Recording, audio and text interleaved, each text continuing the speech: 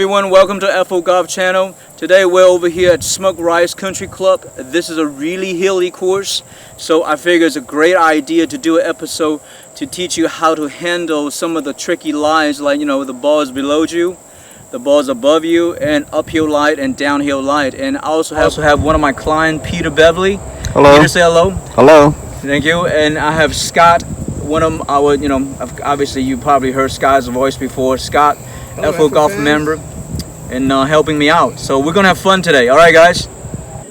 So first scenario today, we're gonna talk about the ball. This is a downhill lie, and Peter, if you walk around so you can show our viewers that the lie here is pretty steep.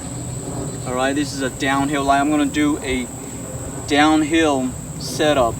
The most important thing about those couple things, every lie, those four situations, they're all different. So with this one right here, the most important thing when you set up, now the target, assuming the targets go over that way, you have to make sure your lead foot right here, see right there, I'm open up, really flare out my left foot, my lead foot, to give me a lot of balance on the downswing. This is really important. And also, if I'm setting up to the ball right now, my shoulder line has to be parallel to the slope. Okay, now the tendency, if you swing with this situation right here, the tendency of the ball is going to go to the right. Okay, that's the tendency, the ball flight. So you probably need to aim a little bit to the left of your target. Okay, but that's not always the case, but I'm just telling you there is a tendency. All right, so the important thing is the flare of your front lead foot, slope of the shoulder. Okay, now the club selection is always very important also, because right now I have about 145 yards. In other words, because of the slope, the club is added love. Means right now, even though I have a 9 iron, it might feel like if I do this, it might become a 8 or even 7 iron, depending on the slope. All right, so those are the information that you really need to focus on when you have a slope that's downhill. So now we have a situation where the ball is above my feet. All right, so what happened, there's a couple things you have to work on. It's understanding club selection is actually very important, because what I would do is I'll always find an entry point. What I mean by that is, if I say I have a 9 iron right now, if I grip a full like this, if I do swing, looks like the entry point of the club is a little bit heavy.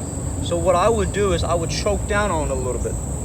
So you can see if I do it one more time, a practice swing, I actually take a divot. So in other words, because the ball is above you, what happens is right now when you set up to the ball, you have to find the proper distance between you and the ball, so that way you can have a good entry point, so you don't hit it behind the ball. All right, so now understanding in this situation, if the ball is above my feet, the tendency is that the ball will go more to the left. And also, because if you choke down on it, that means whatever distance that you have to make sure you have to select the proper club.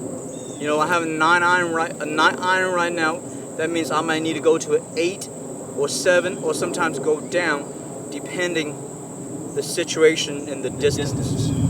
All right, this situation right here is the ball that's above my feet.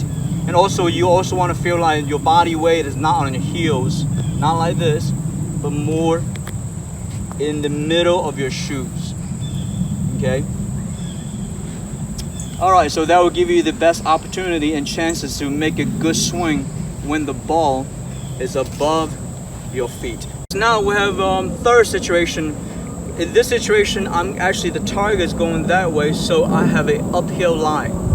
Okay, here's a couple things, some things that you have to watch out when you have uphill lie. One, because your backswing is turning this way, well, you can see I fell over. So in other words, be very careful that you need to open your back foot. So in other words, I'm going that way. This is uphill lie. I'm going to turn my foot out so that way on the back swing, I can create stability here. So I don't go like this, right? So I'm going to open up my back foot, okay?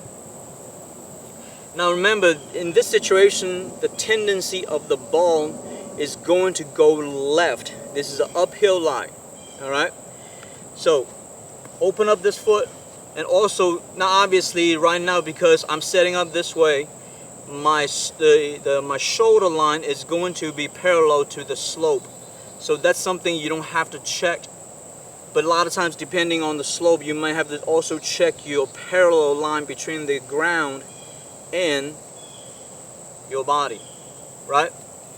Now, what's important is that you do have to select the club properly because it's going uphill. So my 9-iron right now, it may become a pitching wedge or a gap wedge. Is because the slope. So in other words, you're de-lofting, okay? The club becomes, well, actually means right now if you have a 40, say 9-iron is about what? 40, say 45. So if you're on a slope, that means it will add a couple more degrees. It may become a 47 or 48, all right? So keep it in mind, the club selection is also very important. All right, and the tendency of the ball is going to go to the left. All right. So now, earlier I failed to mention about ball position. The truth is, the ball position is really depending on what type of shot you want to hit. Okay. So we will get into later in the future about ball position when you're dealing with slopes. Alright, today I'm just going to give you what I call the generic information. Alright guys, so this is the last scenario, the ball that's below my feet. Alright, so here's the things that you have to look after or be mindful of when the ball is below your feet.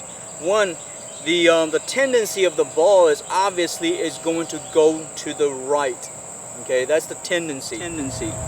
So one thing is that because right now if the ball is below your feet, so that way you have to select your club properly.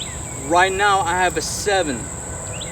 If I set up to the ball right now, I feel like I need more length. Chance are you will need to go to a 6 or 5 iron. Okay, and that's very important, right? So also understanding right now, you want to feel like your body weight, it's on your heels. You don't need to be on your toes, okay? Your body weight is on your heels. And same thing, you will check the entry point. Make sure, see what happens right now, I actually have to choke up a lot to get that feeling of the entry point. So in other words, I will definitely, for this situation, I will go to a 6 iron, okay? So those are the really two main points when you 3, the tendency of the ball flight. In this situation, the tendency of the ball flight will always go to the right. Alright? And then check the balance of your body. Your body weight is going to be on your heels. And pick the correct length of your irons or your clubs. Sometimes it could be a hybrid or it could be a fairway wood. This will conclude this particular episode about those 4 different scenarios.